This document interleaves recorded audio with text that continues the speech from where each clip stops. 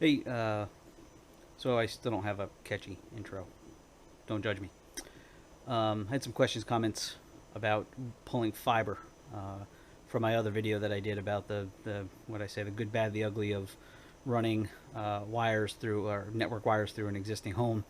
I can link that video somewhere, maybe, if I can figure out how to do that, or I'll put a link in the comments. I'll put a link in the comments because I don't know how to put it on the screen, and I don't feel like figuring it out.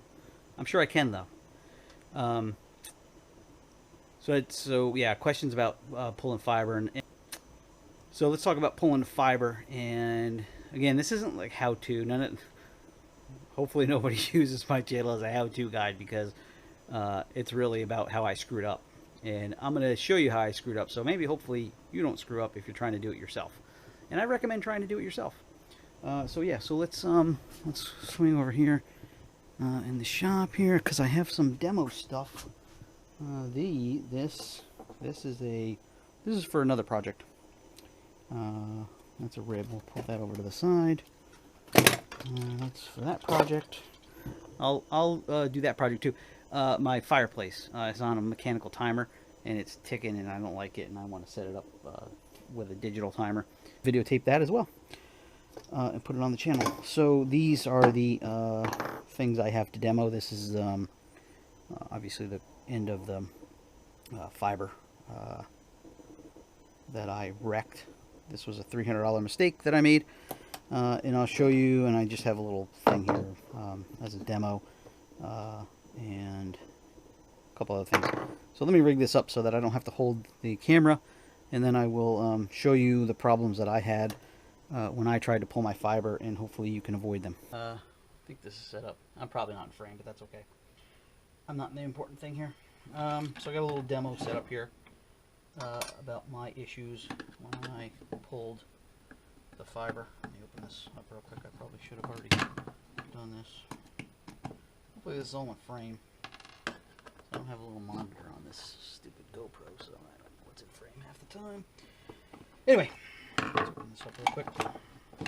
Okay, so here's what happened when I pulled my fiber.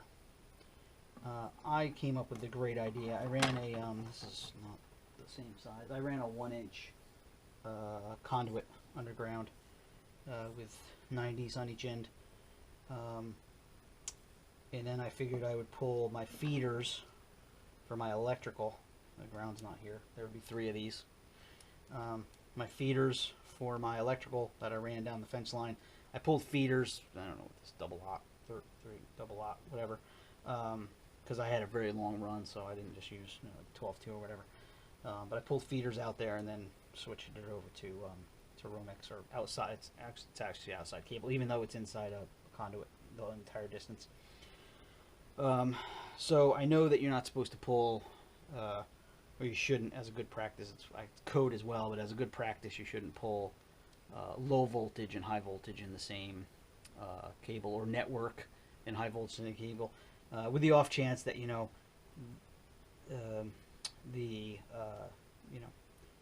this gets abraded and makes a connection with the low voltage stuff, and then you're grabbing your your network cable, thinking that you're perfectly safe, and you got 120 volts there. So you should never do that. I'm sure it's not code anyway, but even as a good practice, even if you live somewhere where nobody really cares what you're doing, if you kill yourself or not, as a good practice, don't do it. However, I figured, since the fiber was non-conductive, who cares? It's non-conductive. I don't care if they make contact with each other. It's not going to conduct any electricity. Still not probably a good practice, even though nothing anywhere probably says you can't do it. It's still not a good practice. For one specific reason that I had, is when I pulled the cable with the fiber in my conduit.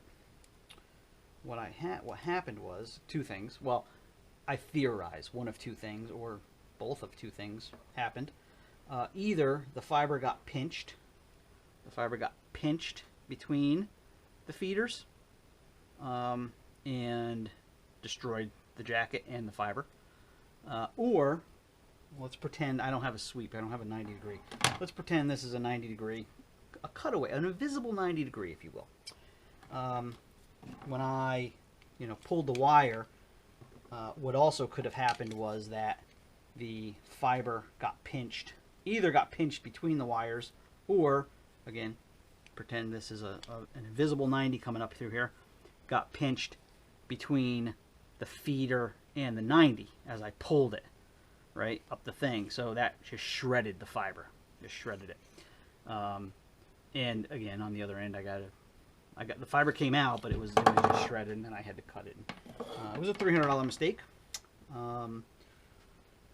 So, that happened, and I'm letting you know that happened. The other thing I realized too is that even though it was a short run, 50, 70 feet, something like that, with only 2 90s, you still want to lube this stuff. You still want to use a wire lube. Yeah, it gets a little tough to pull. So you want to use some water-based cable lube, specifically cable lube. I would recommend. I don't think you want to use any like a petroleum product or anything, because it probably could eat this cable, this shielding. Maybe not. But anyway, they make water-based cable lubricants. I would recommend getting a small jug of that or a bottle of it and use it. So then, oh, I had questions too. This is just a cutaway of the 100-meter piece that I had, and I did order it pre-terminated. So I pulled it with the ends on it. And what I did is I left the caps. There's 2 little caps that cover the fiber, and then I put a piece of tape around it, and then I wrapped my pull line around the anti-bend edges here, and then pulled it.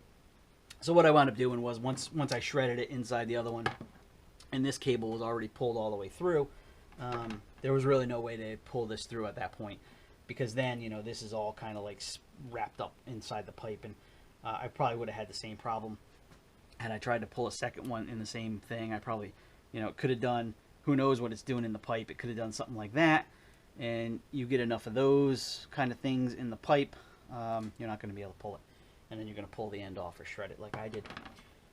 So that happened, and then like I said, I abandoned that. I kept that line in the ground for the electrical, and then I put a little 1/2-inch line on top of that, its own conduit, and I pulled the fiber and a Cat 6 through with it. Cat 6 is a spare kind of on the other end of the fence line. I have since used that spare for a camera and a nano switch, which I'll also link a video to if you want to see that, since I'm mentioning it. So that's what I use that other cable for.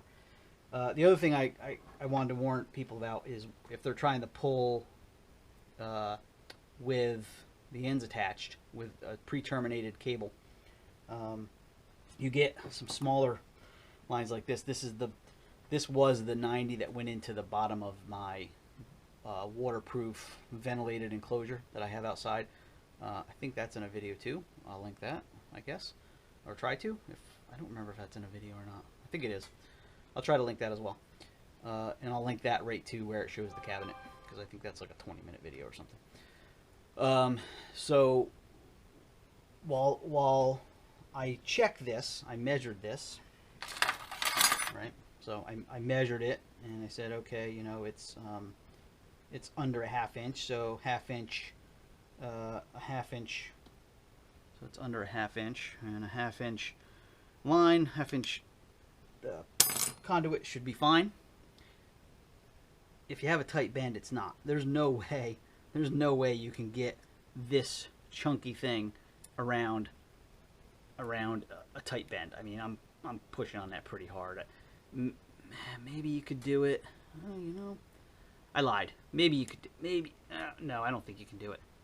Maybe you could do it if you really push through hard, but I don't know if you'd wreck your ends or not. Didn't matter. I replaced this with a little bit larger one. Actually, I replaced it with a non-90, so it came out of a 90 1/2 inch sweep, which was easier to get through, and then it went straight into the bottom of that cabinet, I think. Yeah, so just be aware of that if you're trying to pull that.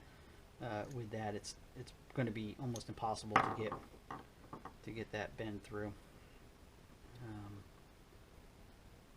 Yeah, I don't know if I can separate this or not. There is a way to separate this, I think. Yeah, there is a way to separate this, but and you probably could put it through while it was separated. But hopefully that helps people. The other thing, oh, one more thing, which is why I had the T. Pretend this is a 90, an LB, I guess they call them. I don't know. But the other issue, if this is too small, you also have the issue of trying to get this up into here and then around this corner. This one obviously is big enough to do that with, but if you're putting it in a half inch, which the half inch was also big enough, but it was tight and it was a little scary. You could do it. I pulled it in like this, right, and then I came over here like this and I threaded it in that way through the smaller one. Yeah, having a bigger one, just, I don't think they're that much more money, and it saves you a lot of grief getting that through a 90. So yeah, that's my those are my lessons learned on pulling fiber with electrical feeders and even without electrical feeders. So do with it as you will. Thank you. Thanks for watching.